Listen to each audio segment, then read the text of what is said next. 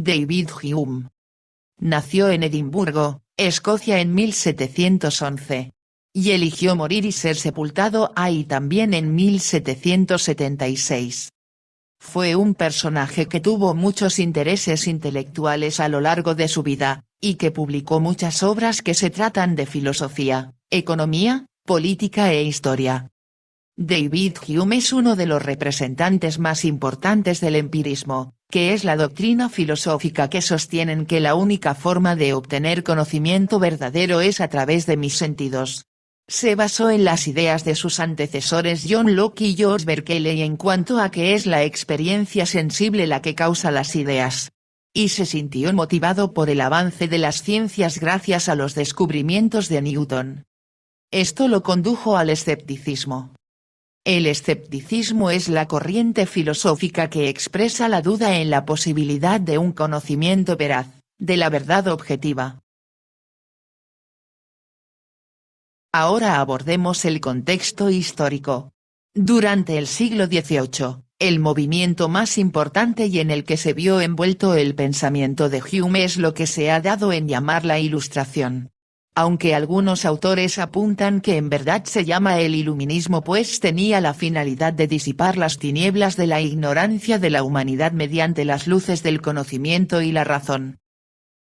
El iluminismo se caracteriza ante todo por su optimismo en el poder de la razón y en la posibilidad de reorganizar a fondo la sociedad a base de principios racionales. Procedente directamente del racionalismo del siglo XVII.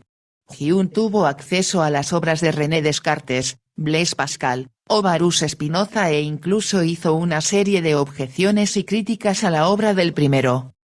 La Ilustración subraya la diferencia del racionalismo del siglo XVII, la importancia de la sensación como modo de conocimiento frente a la especulación racional.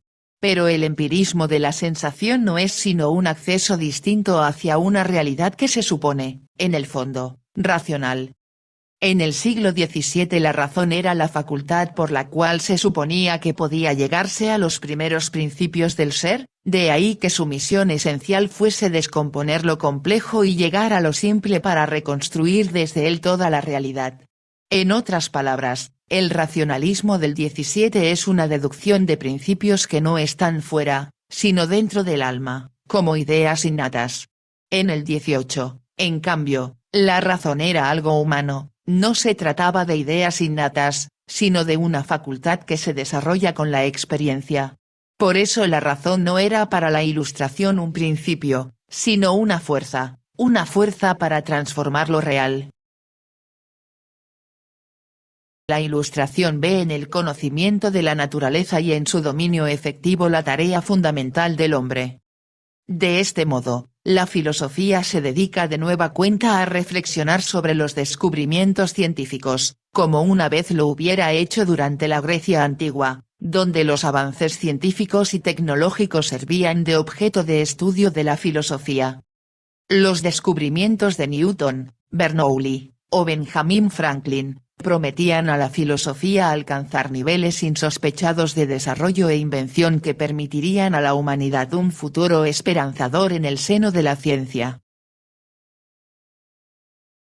Con respecto a su vasta obra, que se dedica desde la publicación de la Enciclopedia de la Historia de Inglaterra, hasta ensayos de variadas preocupaciones personales, políticas, económicas, morales y religiosas, sobresalen dos libros de entre todas sus publicaciones que se han vuelto centrales para el pensamiento filosófico occidental. En primer lugar el Tratado sobre la naturaleza humana. El segundo, son las investigaciones sobre el entendimiento humano. En el Tratado sobre la naturaleza humana, David Hume propone al hombre como el objeto de estudio de las ciencias empíricas, es decir, propone aplicar al ser humano los mismos métodos de investigación de las ciencias naturales, a saber, la experiencia y el razonamiento inductivo. Para él, el conocimiento objetivo debe empezar por conocer al mismo hombre. Después de tener este conocimiento es que se puede construir toda una nueva epistemología. Para entender al hombre se debe partir de qué es lo que puede conocer y después conocer cómo elabora sus criterios que lo conducen a sus actos. En esta obra su postura empirista se afirma en la expresión de que todo el conocimiento humano proviene de los sentidos. Hume, por lo tanto, separa al ser humano en dos partes, el lado teórico, donde radican sus ideas, y el práctico, donde se encuentran las impresiones. Para David Hume, primero existen las impresiones que nacen de dos tipos de percepciones, las percepciones externas y las percepciones internas. Las impresiones externas son aquellas que captamos a través de los sentidos. Vemos los colores y las formas. Oímos los ruidos de la naturaleza y el mundo. Sentimos el frío, el calor, lo duro o lo blando. Probamos lo dulce, lo picante, lo ácido o lo salado, etc. Las percepciones internas se refieren a aquellas que se captan al mismo tiempo que las experiencias sensibles pero que no provienen de nuestros sentidos externos como, el miedo, el asco, la alegría o el vértigo. Las percepciones internas son lo que Hume llama las pasiones, las emociones y los deseos. Estas percepciones causan en nosotros las impresiones. Las impresiones, como su nombre indica, son marcas que las experiencias sensibles dejan en nosotros, como huellas en la arena que se van borrando con el tiempo. En cuanto dejamos la huella, ésta empieza a desaparecer. Las impresiones son más claras y vívidas cuando nosotros estamos teniendo la experiencia y lo son menos cuando ya no la estamos sintiendo. Tú sabes qué se siente exactamente cuánto pesa un bolígrafo en tu mano, cuando lo estás sosteniendo, o a qué sabe una manzana cuando la estás comiendo. Pero ya no te es tan claro si no estás sosteniendo el bolígrafo, o si no estás comiéndote una manzana. Así es como Hume piensa que nace el conocimiento. Entre más intensa es la percepción, más profunda se vuelve la impresión.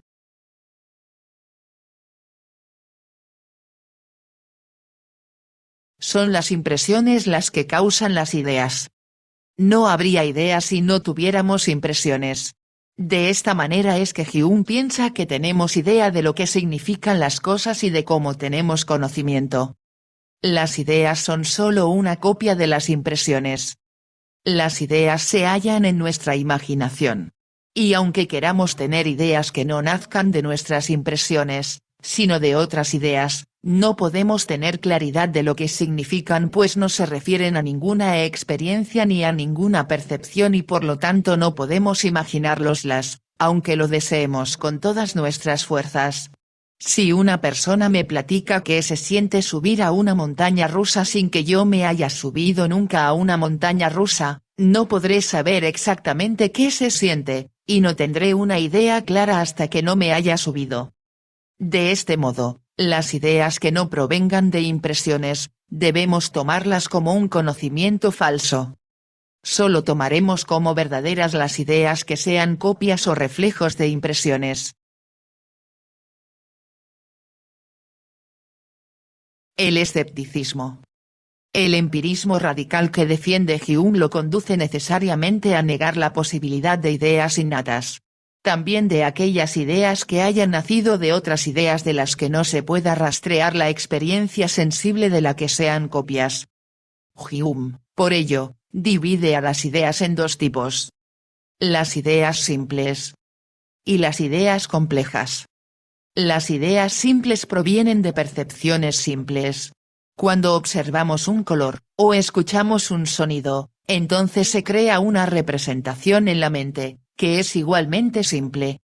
Las ideas complejas se dan de dos modos, de las relaciones entre ideas simples que se dan en la imaginación, o de las relaciones que se dan entre las ideas simples en la memoria. Las ideas complejas que nacen de la imaginación no son de ningún modo verdaderas, pues no dependen de las impresiones, y solo se dan como efecto de relacionar ideas inconexas, y no se pueden correlacionar con ninguna percepción de la realidad. Las ideas complejas que se forman en la memoria sí son válidas para Hume, pues provienen de las relaciones de las ideas simples, y que a su vez encuentran su correlación con percepciones en la realidad. Estas ideas complejas que provienen de la memoria se sujetan a 3 leyes de asociación de las ideas, por su semejanza, por su contigüidad y por su causalidad. Por último, para Hume, las ideas complejas de la metafísica no provienen de ninguna impresión ni de ninguna experiencia sensibles, por lo que no deben ser tomadas como verdaderas. Son 3 las ideas centrales de la metafísica a las que Hume niega su existencia real, y de las que afirma que solo son producto de la imaginación, a saber, el yo, el mundo y Dios.